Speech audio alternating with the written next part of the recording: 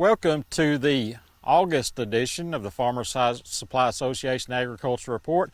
I'm Randy Klepechka, agronomist with Farmers Supply Association.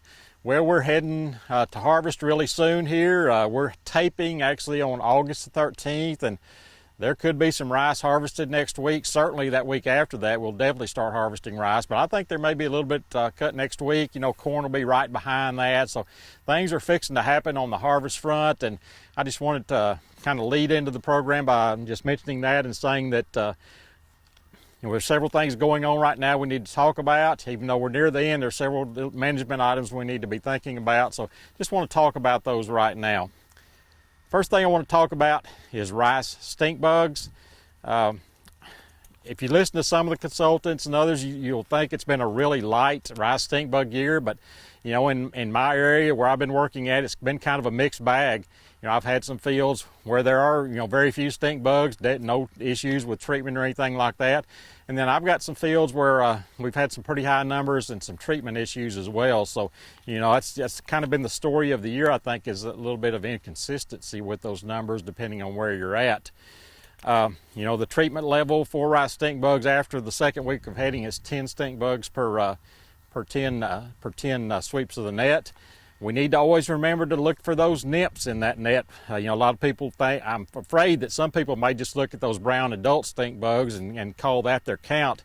But the immatures are down in there too. And once they turn that whitish color, you need to be counting them too because they'll feed as well. So be sure to count all those stink bugs. And if you're over 10, you need to make a treatment. The standby treatment has always been Lambda. It's very economical, cheap, if you want to call it that way.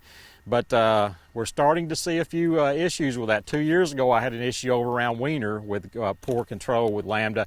And this year, I recommended, about 2 weeks ago or 10 days ago, I recommended treatment on several hundred acres in North Jackson County with Lambda, and went back about 5 days later, and the control was almost nothing. So first thing I did, I called Matthew Davis at the Jackson County Extension Office. He got the university guys up here. They put out a test earlier this week and looked at it on Friday. Today, we're taping again on Friday the 13th, and what we found was very, very poor control, just really disappointing, maybe about 25% control at the most. So that's a big concern with our rice farmers with that stink bug control. So if you've got some late rice and you still need to control stink bugs, you may need to think about switching and maybe getting some malathion in your mix. Tenchu is a good rice stink bug herbicide, but I don't know if there's any available. If there's any available, it's probably not much and may not be any available. So we can always get the malathion, and you can mix. You can malathion by itself or malathion mixed with Lambda can be good options there for control of stink bugs if you're having issues. Or, you may get control with Lambda, but it's a risk that you may not, and then you'll get behind the 8 ball. So let's make sure we take care of those stink bugs until we're about 60% straw colored on that head, and just keep that Lambda control issues on your mind when you're doing that. Next thing, corn earworm and soybeans. Yesterday, Thursday, got a text message from Matthew Davis again at the Extension Office. And if you're not on his text list, you need to get on it because he provides some real timely pest management information on there. But he said there had been a hatch in central Jackson County and some treatments made in south Jackson County. So I looked at a few fields that I normally look at in central Jackson County, and I was finding 1 to 2 small larvae. You really had to look pretty hard. They're very small larvae. But there, was indications of a hatch, and I don't know if there'll be bigger numbers or if it's just going to be a small hatch. But we need to keep that in mind. Treatment level for most of our insecticides would be a sliding threshold that the university has. If you're using the cheaper stuff, it's like 5 or so stink bugs per 25 sweeps. If you're using the more expensive stuff like Prevathon or Prestige, it would be 8 stink bugs per 25 sweeps. But, with the populations I was seeing yesterday with those small numbers and small larvae, it's a great opportunity to use some Heligen, which is the living virus that is used to control corn earworm. So, if you find those low numbers, small worms, consider using Heligen. Some things to remember with Heligen is, it's a living virus, so you don't want to put it inside your truck and let it burn up in there. And also we need to watch the pH of our water. If the pH of your water is over 8, or you don't know the pH of your water, you need to use a buffer and put that in the tank with you and hopefully get good control with the halogen. So again, halogen, or our old standbys have been Previthon or Prestige that have a pretty good residual, so we can look at those and use, just go our old standby. But consider the halogen. Your old standbys will be the Prestige and Previthon, and we'll still see some people use a generic karate, the lambda psi. So it's a risky thing because there is a lot of resistance to it. You may not get good control, and you're not going to get any residual. So be aware if you do that you really need to be keeping your eyes on it. So that's kind of where we're at with the corn earworm. Want to move to irrigation termination. We're at that time of the year we can cut the water off on a lot of our crops, so we just want to go crop by crop on that. First, rice, and rice is the little touchy one on the irrigation termination. You can go too early with rice and the field will dry out too quick, the stalks will deteriorate, the plant may overdry, the grain may overdry and have some milling issues, so you can't drain too early. At the same time, you don't want to drain too late either, because what you do when you drain too late, you rut the field up when you harvest, and it costs money to repair those ruts. It can be wear and tear on your equipment can be pretty tough. So let's try not to drain too early, drain too late. It's a balancing act. There are several rules of thumb out there. Jared Hartke with the university uses the rule of thumb that if 2/3 of the panicle or head is straw colored on silt loam soils, you're good to drain. On clay soils, he said if 1/3 of that head or panicle is straw colored, you're good to drain. Looking at the DD50, they recommend draining at 25 days after 50% heading. If it's a medium grain, it's 30 to 35 days after 50% heading, so keep those in mind.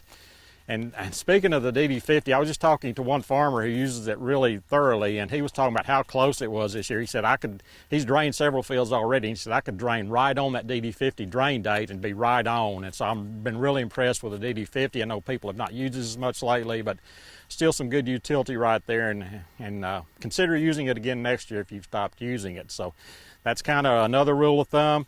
A rule of thumb I've always used since I became a county agent: if the end of that panicle or head is straw colored and the base of it has milk in the kernels, then I think you're pretty good to go right there.